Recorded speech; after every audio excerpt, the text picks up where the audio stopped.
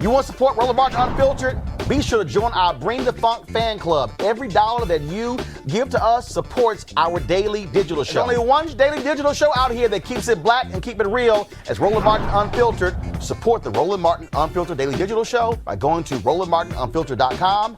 You can make this possible. Imagine going online one morning and finding personal photos posted that you didn't even know existed. That's what happened to my next guest. She is here to tell her story in an award-winning documentary. It's called 50 Shades of Silence. Here is a snippet. My life was completely changed in a swipe. Never felt anything more humiliating. My naked body exposed for the world to see. I'm so afraid. And so unsure. And so vulnerable. My ex-boyfriend began texting me nude photos that he had taken of me while I was asleep, and then he loaded them onto a website, exposing my private parts, inviting my family and business colleagues to view them, violating me. I was cyber raped. Revenge porn, cyber stalking, and cyber harassment has become the new normal in a society obsessed with social media. Too often, people have found that there's very little they can do about it. Darieth Chisolm joins us now to tell us how she fought back and won and how anyone can do the same. Darieth, glad to have you here on Roland Martin Unfiltered. But first and foremost, a lot of people are in relationships. They date people, they sex, they send photos, things along those lines, and they never think that when the relationship is over, that person will break that trust and break that circle and post their stuff online. Is that what happened to you? Were you hacked? How did these personal images of you then get placed out in the world? Yeah, so they were taken without my knowledge and my consent. I lived with an ex-boyfriend in Jamaica for several months, and he had been secretly taking photos and videos of me while I was asleep. So unlike people who are posing for the photos, you had no idea. No idea. And in addition to that, he also took other photos and videos, and he created harassing memes and additional content. And he did this all with the intent to do what he called silence and destroy me when I decided to leave the relationship. Wow. How did you first discover that these images of you were out there in the public space? Yeah, so he called me on New Year's morning. This has been now 3 years ago, and said that he would shoot me in my head and stab me in my heart if I didn't return to the relationship. And when I wouldn't return his phone calls and I continued to ask him to please leave me alone, 2.5 weeks later, I pick up my cell phone and I look at a text message over WhatsApp that had a video that was strung together with all of these photos and videos that he had been taking of me. And he said, this is going out on social media if you don't call me back and if you don't move back and come back to this relationship. That went on for several months. And then in March of that year, he put up a website with all the photos and videos that he'd been taking. He called many of my coaching clients, previous friends and family members, and walked them all to this website that had all of this very damaging and explicit videos of me. How did you fight back against him? Obviously, you were shocked and stunned. So how did you respond? Well, I mean, obviously, anyone dealing with this is emotionally distraught. And because it was going on for several months with the continued threats, I was constantly asking him to remove it, and he wouldn't. And obviously, it escalated on his part to putting up the website.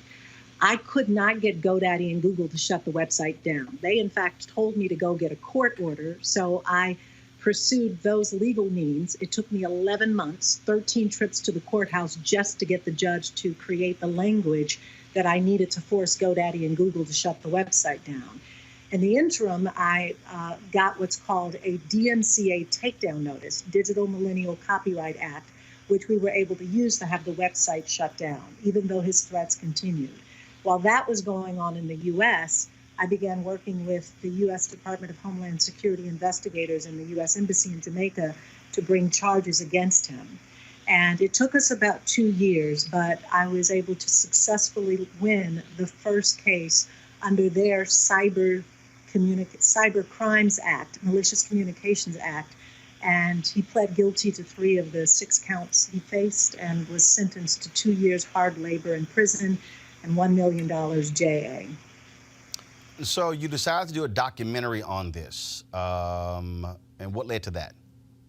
Well, I mean, part of it was I couldn't figure out what to do with this. And, you know, while I knew that when this first happened, I didn't even know it was called revenge porn or that there was anyone else going through this. And as I began to pick myself back up and realize what can I do about it, I decided to use my voice and my story and my platform. I mean, I do have a 30-year career in television as a news anchor, but I've never filmed a documentary. So I just decided that I would start documenting my own story, and then I went out and began interviewing other victims, advocates, educators, and 2 years later, I was able to put together a documentary that is now being screened in film festivals worldwide, and I'm happy to say picking up a couple of awards. But I didn't do it with the intent to do that. I really wanted to create something that would be educational, that would bring awareness to this issue, and hopefully help people to understand the need for some federal legislation so that we can toughen the state laws and go after these criminals. Can I ask you, first of all, thank you so much. I mean, just the exhibition of courage, I can't even imagine. The fact that you were able to pursue and get this conviction in Jamaica, you know, what do we face here domestically in the United States? Is there anything even comparable to that type of lawsuit or action that could that could happen here in the U.S.? I mean, you had the option, obviously, because there was a relationship that involved Jamaica, but what can happen to people here in the United States if it's just domestic here in the States? That's a great question. And I think part of what the challenge is that first off, this crime is called so many different things: revenge porn, cybersexual assault, non-consensual pornography, image abuse. It's very misunderstood. And some states have no laws. Some states see this as a misdemeanor with like a $500 slap on the hand.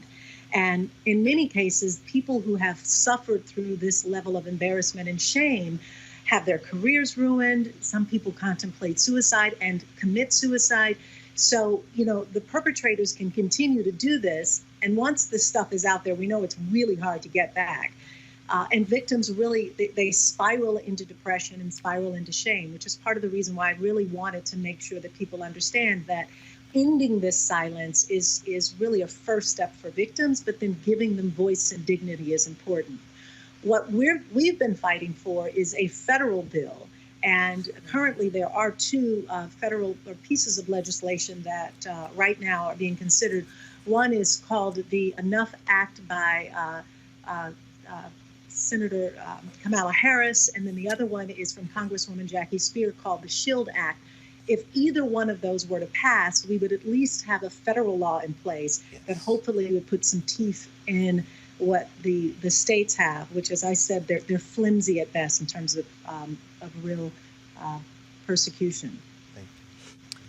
So just want to first start off by saying definitely want to applaud you for your courage and for your bravery. And just reading your story really did evoke a lot of emotion. And so you noted that you had coaching clients. Have you been able to utilize your experience, you mentioned your documentary, in a way to coach and teach people who may be unfortunately experiencing revenge porn, cyberbullying as well?